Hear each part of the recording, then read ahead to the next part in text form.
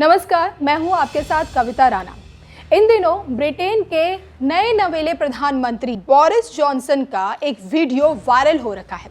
असल में G7 summit में शामिल होने के लिए बोरिस जॉनसन फ्रांस पहुंचे थे, लेकिन कुछ ऐसी हरकत कर बैठे जिसके चलते अब उनकी चौतरफा निंदा हो रही है, या फिर यूं कहें कि किरकिरी हो रखी है। देखिए, आप भी इस वीडियो को देखिए।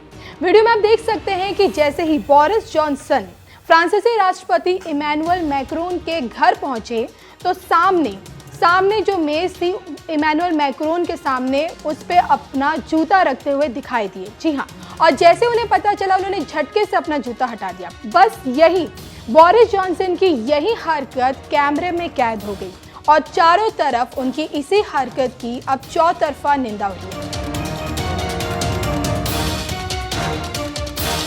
हालांकि अपनी इस हरकत पर तुरंत बोरिस जॉनसन ने माफी भी मांग ली है, तो वहीं फ्रांसीसी राष्ट्रपति भवन से भी बयान सामने आया है। राष्ट्रपति भवन ने बयान जारी कर कहा है कि जॉनसन ने फ्रांसीसी राष्ट्रपति के सामने रखी मेज पर जूते जरूर रखे थे, लेकिन उन्होंने इस तरह के मैक्रो की बेइज्जती नहीं की है।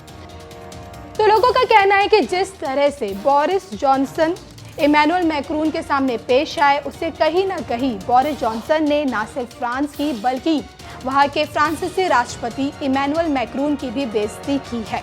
बोरिस जॉनसन की इस हरकत पर लोगों का कहना है कि इसे बोरिस जॉनसन की नासमझी समझे, गुस्ताखी समझे, गलती समझे या फिर शिष्टाचार की कमी।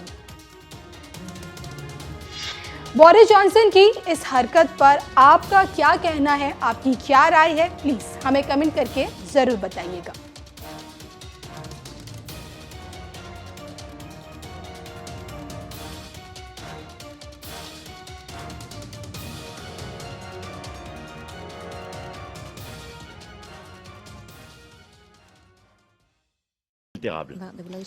Quel que soit le moment et quelles que soient les circonstances. C'est notamment le cas en matière de politique étrangère, de défense, et je vois dans votre choix de venir à Paris aussi l'incarnation de la nécessité d'entretenir cette relation privilégiée. Cette relation, elle a une histoire très profonde. Elle a également des traités qui nous lient et qui dépassent le cadre de l'Union européenne.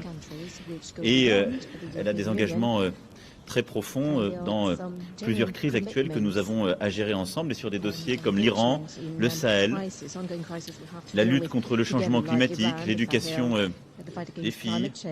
L'implication de nos pays ensemble a toujours été non démentie et est essentielle. Et alors que le G7 débutera dans quelques jours, notre entretien permettra aussi d'assurer une étroite coordination sur ces sujets. Nous évoquerons également, et bien entendu, la question du Brexit. Et là-dessus, vous connaissez ma position, elle est claire, et je sais combien cela occupe vos jours et vos nuits, Monsieur le Premier ministre.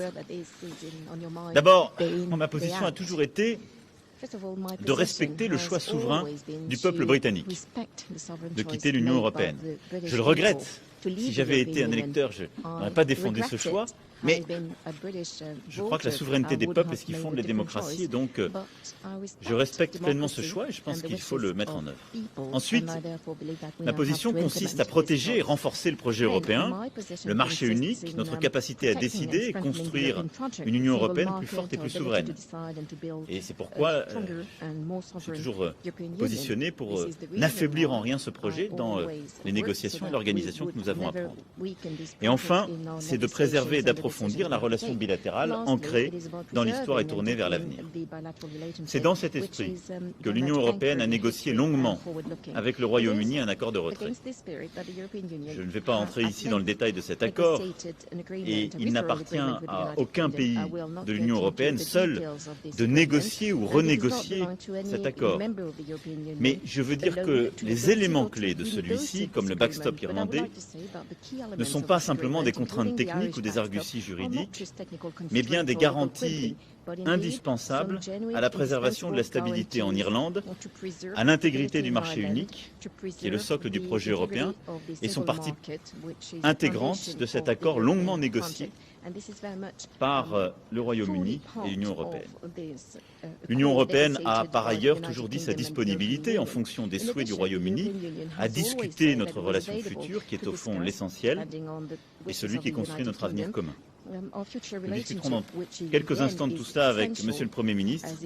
Je veux dire simplement, en ami et en allié au Royaume-Uni, que c'est à lui seul de choisir son destin. La manière dont il sortira de l'Union européenne et les fondements de la relation future qu'il veut bâtir avec l'Europe. Nous nous préparons quant à nous activement à tous les scénarios, notamment celui d'une sortie sans accord le 31 octobre, si cela devait être in fine le scénario retenu. Ce n'est pas le choix de l'Union européenne, mais c'est notre responsabilité commune à l'égard de nos citoyens, de nos territoires, de nos entreprises, de nous y tenir prêts. Et c'est ce que nous avons d'ores et déjà préparé. Mais je sais en tout cas que l'avenir du Royaume-Uni, autour de notre histoire, de nos valeurs, ne peut se trouver qu'en Europe, que notre géographie est têtue à cet égard. Et je sais, je dis avec confiance que l'avenir nous le confirmera, par-delà les secousses, les vicissitudes qui peuvent être celles de l'actualité. Voilà, mesdames, messieurs, les quelques mots que je souhaitais dire, en redisant tout le plaisir que j'ai d'accueillir aujourd'hui M. Boris Johnson et M. le Premier ministre. Plaisir que nous avons de vous avoir à l'Élysée aujourd'hui. Merci. Well, thank you very much, Monsieur le Président. Emmanuel, thank you, and it's great to be here in Paris, and I thank you for the wonderful welcome. Listen, in view of what you've just said, and in view of your remarks overnight about Brexit, I want to come straight to that particular point. I want to make it absolutely clear to you, Emmanuel, to the French people, that of course I want a deal. And I think we can get a deal, and a good deal. I was powerfully encouraged by our conversations last night in Berlin with our mutual friends, and I know that with energy and with creativity and application we can find a way forward for all our businesses and our citizens. But as you yourself have just pointed out, Emmanuel, it is vital for trust in politics that if you have a referendum, then you should act on the instructions of the voters. And that is why we must come out of the EU on October the 31st, deal or no deal. And then, of course, we can take our relationship forward. And when I say take it forward, I agree with you wholeheartedly, Emmanuel, that it is a quite extraordinary friendship. At this moment in Mali, French troops are being conveyed in British helicopters as we work together to fight terrorism in the Sahel. As we stand here together side by side at the Elysée, British troops and French troops are side by side in Estonia, protecting the eastern borders of NATO. And when Assad's regime used chemical weapons against his own people, it was Britain and France together with our American friends who showed the collective revulsion of the West in taking out those chemical weapons facilities.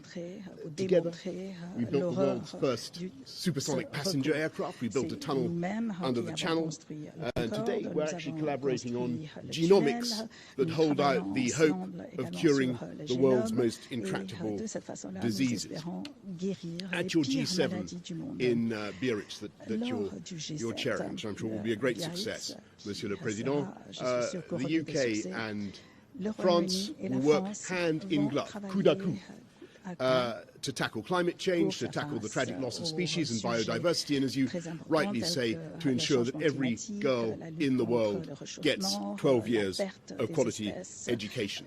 And I think whatever happens with Brexit, it is our joint ambition, UK and France, that we should deepen and intensify our economic interpenetration. And just as French buses, I'm proud to say, ply the streets of London, thanks to the unique openness of the UK economy, it is also a stunning fact that your beautiful TGVs run on steel railways made Scunthorpe des rails by qui British sont Steel. fabriqués à Not a lot of Stanford people know par British In fact, the British Steel. ambassador didn't En know fait, plusieurs personnes I n'étaient just pas au told courant de cela, ni But there l'ambassadeur could be no britannique more d'ailleurs, je l'ai powerful informé. metaphor, Et I je pense qu'il think, y a for pas the vraiment cultural, d'image the plus forte economic, the pour political faire partnership passer between our countries. l'image And de I'm ce proud to say that in partenariat spite très of some of the fort que cela. negative Et predictions malgré over quelques the last prévisions négatives 3 que years, nous avons entendues depuis our 3 ans, capital city in notre London ville, remains capitale, one of the Londres, biggest